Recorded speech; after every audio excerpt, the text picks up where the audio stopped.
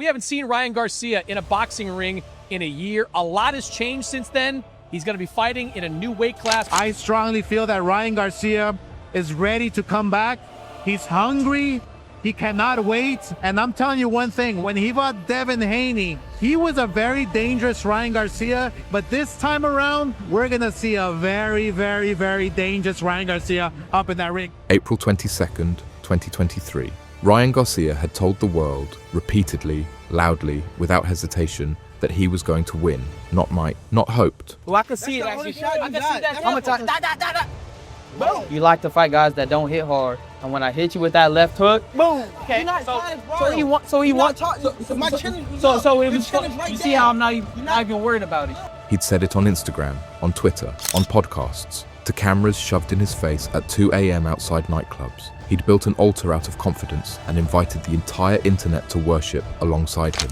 17,000 people packed into the T-Mobile Arena in Las Vegas. The lights were blinding. Garcia shadowboxed in his corner, jaw tight, eyes somewhere far away. Across the ring, Gervonta Davis wasn't even looking back. Davis was already somewhere else. And then the 7th round happened, because the loudest voice in the room is not always the last one standing. Ryan Garcia was not just a boxer, he was a product, a brand, a feeling. That by the time the Davis fight was announced, he had more Instagram followers than most world champions had fans. You ain't never fought a 135 in your life. Just different. Just, I don't care what you say. You ain't got nothing. You ain't got nothing. Boy, I don't care. You too ugly to be champ. I'm be champ. And every Muhammad Ali. Nigga, we on worldwide television. Can you fight this nigga talking mad shit, man? Let's go! Let's go! Hey, yeah, he said it. He said it. The world knows. He said it. Next fight, there's no going back now. There ain't no going back. The algorithm loved him, the camera loved him, and for a long time he had convinced himself that this translated into something real inside the ropes. This is one thing I want to make clear to people. This is not me complaining. This is just me showing his integrity as a champion. It's worth understanding how seductive that can be, when millions of people tell you every single day that you are special, that you are fast, that you are beautiful, that you are chosen. The brain begins to accept it as data, not flattery. Data, he once said, "I feel like I'm destined for greatness. I can feel it." It's not arrogance, it's just truth. The most difficult was Ryan. Very good kid, but he's too focused on the cameras and other things. He doesn't have a real focus on boxing, which you know is waking up, running and sleeping, and that's it. With this kid, no. 1 minute he's in Los Angeles, the next in Las Vegas or some other place. As such, he starts losing that focus on boxing. We had some good fights, and I saw that he learned some things, but it was complicated working with him. And here's what made it complicated. He wasn't wrong. The talent was real. The hand speed was real. The courage, real. Garcia had stopped Luke Campbell in the 7th round with a body shot so precise it looked choreographed. He was legitimate. But legitimacy and invincibility are not the same thing. He was building a cathedral in his own name, brick by brick, post by post. And cathedrals, for all their beauty, they echo. Every sound bounces back to you amplified. You stop hearing the outside world. You only hear yourself. Gervonta Davis was not on social media the same way. Davis was somewhere quieter, darker, more patient. That difference would matter enormously. I pride myself on being a professional. No matter how big I am, I'm gonna get there on time to show him I'm ready. It's been over an hour and he's still not here. It's unprofessional. Could be a little bit of a power trip. People got things to do. 2:02. Supposed to start at 12:30. That's not even fashionably late. Let's start this. It's disrespectful. There is a type of fighter the sport occasionally produces who seems to have made a private agreement with violence. They do not perform for cameras. They do not need the crowd's energy to ignite them. They bring their own fire, and it burns cold. Gervonta Davis was that fighter. In the build-up to the fight, while Garcia held press conferences and posted countdown clocks, Davis was largely silent. Coaches spoke for him, numbers spoke for him. I see him down there right now. He looks even smaller. Okay, so when you get hit with the right hand, then what? You okay? We're gonna see. So why'd you weight dreaming? So why'd you weight dreaming? So why'd you weight dreaming? What? Oh, so why'd you fight at 140? I'm small. I'm cool. I got a little friend. Hey, you go. I got heels on. Okay, and you had a purse on yesterday. Shut up.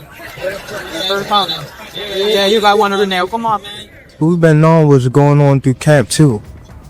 Hey, you know what's funny about this guy? He's talking about, I got spies, I got this, but every time he talks about, he ain't shit of a fighter, but he's doing everything you can to figure it out. And it makes no sense, man. This dude could send all the Judases in my gym, all that come. It's not gonna stop. What's gonna happen? It's so sad. All his silly attempts. You want to watch me train tonight? You can. You could come. Your whole team could come watch. It's not gonna stop. That what's gonna happen? His record, 28 fights, 28 wins, 26 knockouts, spoke for him in a language that required no translation. His trainer said it plainly. Tank doesn't need to win the press conference. He needs to win the fight. Garcia read the silence as weakness. Or worse, he didn't read it at all. This is the danger of the echo chamber. When the only feedback you receive is praise, you lose the ability to accurately measure a threat. Garcia's team, his fans, the algorithm, none of them had any incentive to tell him the truth. The truth doesn't get likes. The truth was this: Gervonta Davis had a body shot that functioned less like a punch and more like a system shutdown. He had stopped Yuriorkis Gamboa with it. He had dropped Leo Santa Cruz with it. It was not a weapon he hid. It was the weapon he announced again and again, and opponents still couldn't stop it. Because knowing a weapon exists and truly believing it can reach you, those are two completely different things. Ryan Garcia believed in his own speed more than he believed in Davis's power. He was about to discover which one was more real. Punches landed in the first 3 minutes. And it turns out Garcia's the first one. For 6 rounds, Ryan Garcia competed. That matters. Let the record show he was not embarrassed. He landed the jab. Stick the jab in his face. Hard. He moved. He survived Davis's pressure and answered back. There were moments where the crowd shifted toward him. The fight on paper was closer than the ending would suggest. Let me just tell you something. That was a great round. That was a perfect, hold on. That was a perfect round. But fights are not decided on paper. Round 7, Davis angles left. Garcia commits to a combination. He extends, leaves the body open for a fraction of a second that most fighters would never find, let alone exploit. Davis found it. The left hook dropped low, landing clean beneath the ribs. The moment Garcia's legs stopped being legs, Garcia went down. He tried to rise, got to his knees. His body had already written the answer his mind refused to accept. The referee reached 10 before Garcia's legs agreed to hold him. It was over. And now, Garcia forced to take a knee. 3, 4, 5, 6, 7, 8, 9, 10. And the strangest part, the part that never quite makes the highlight reel, was the look on Garcia's face as he sat on the canvas.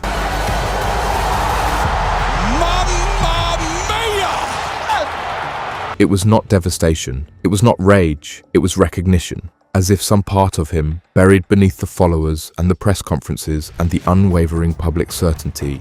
Yeah, what else? You're gonna see watch. When I hit you with it, you're gonna be like, what? You're on the floor. He had always known this moment was coming. What happened after the loss was, in some ways, more revealing than the loss itself.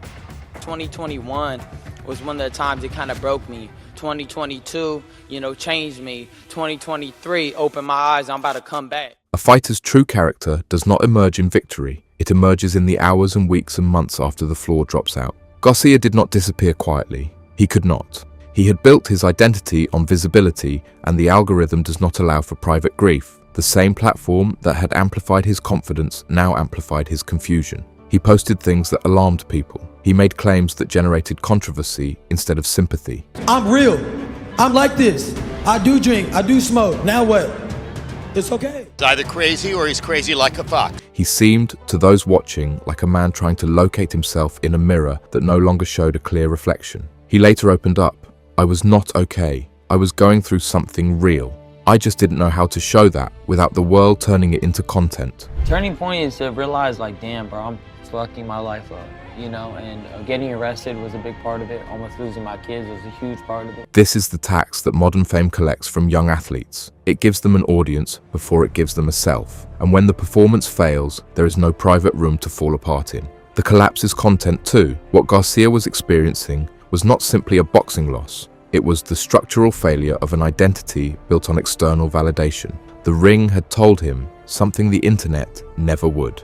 Ryan, you have showed the world that two great fighters can come together and fight. That he was human. Ryan Garcia's story is not a cautionary tale about losing. Losing is not the wound here. The wound is what happens when we allow the world's perception of us to become louder than our own internal voice. When the applause becomes the answer to questions, we never stop to ask ourselves.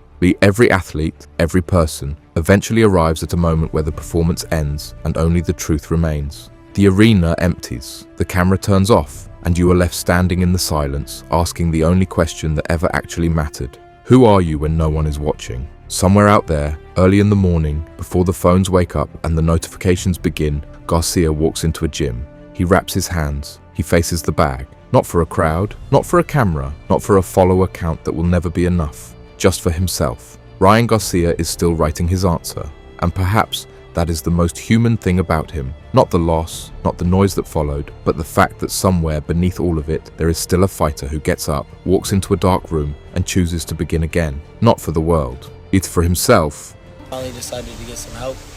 I'm going to rehab, and in the next couple of months, you're going to see a change.